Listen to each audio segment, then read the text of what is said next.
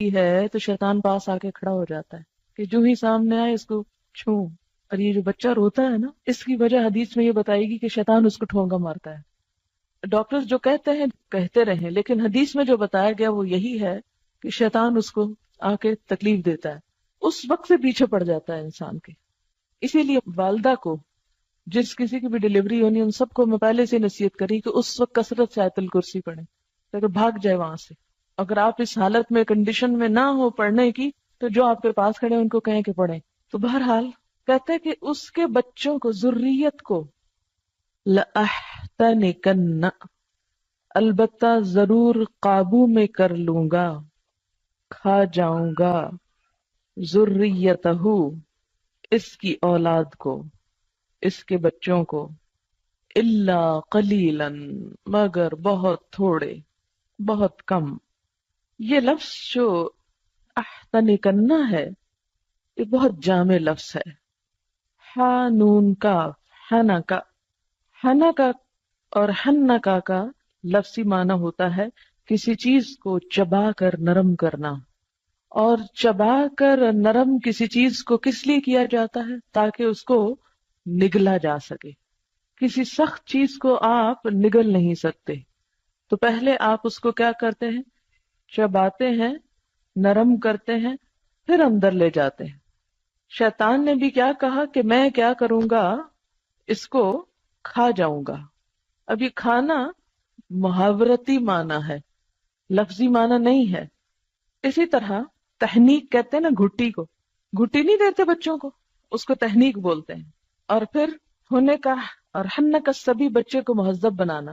احتناک ہوتا ہے کسی چیز کو پورے کا پورا لے لینا. اچھا، آپ نے گھٹی کے بارے میں بھی سنا ہوگا، جب بچہ پیدا ہوتا ہے تو اس کو گھٹی دی جاتی ہے. نبی صلی اللہ علیہ وسلم کے پاس بچے لائے جاتے تھے، آپ کھجور کو چبا کر نرم کر کے تو ان کے تالو میں لگاتے تھے، چٹاتے تھے. اور اس کا بھی کہا جاتا ہے کہ جو شخص گھٹی دیتا ہے اس کے اثرات ہوتے ہیں بچے کے اوپر.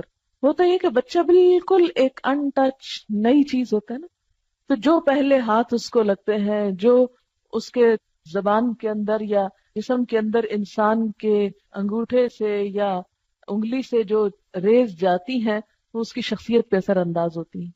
اسی لیے کہتے ہیں کہ نیک شخص سے ہمیشہ یہ اچھے خصلت انسان سے پہلا ہاتھ لگوانا چاہیے تاکہ اچھائی جذب ہو انسان کے اندر. اس نے کیا کہا شیطان نے کہ میں اس کو گھٹی دے دوں گا، پیدا ہوتے ہی اپنے ہاتھ لگا دوں گا. یعنی یہ لفظی تفسیر ہے، اب لفظی پہ مت جائیں، یہ صرف میں اس کی گہرائی تک پہنچنے کے لیے آپ کو یہ بات کر رہی ہوں کہ اتنے تو شاید انتظار میں آپ کے ماں باپ بھی نہ تھے جتنا شیطان تھا. آپ کے ماں باپ نے کوئی پلاننگ نہیں کی ہوگی کہ بچہ آئے گا پہلے اس کے ساتھ کیا کریں گے ہم. کوئی نہیں سوچ کے رکھتا.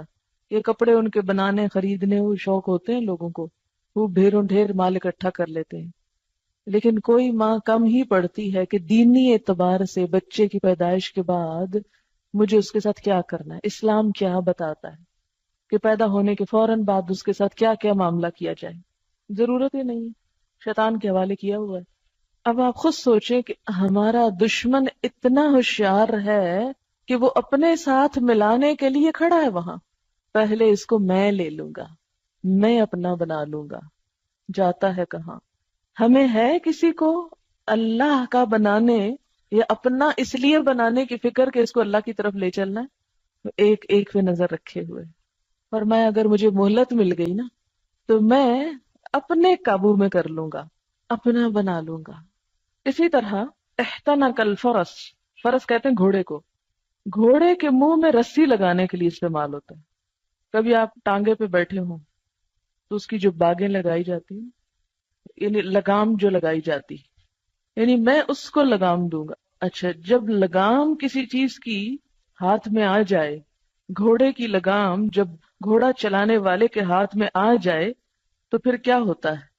وہ اس کو پوری طرح اپنے قابو میں کر لیتا ہے، پوری طرح اپنے قبضے میں کر لیتا ہے. جدھر چاہتا ہے اس کو موڑتا ہے، جدھر چاہتا ہے اسے جانے سے روک لیتا ہے. تو کہتے ہیں کہ میں اس کی اولاد کو لگام لگا لوں گا.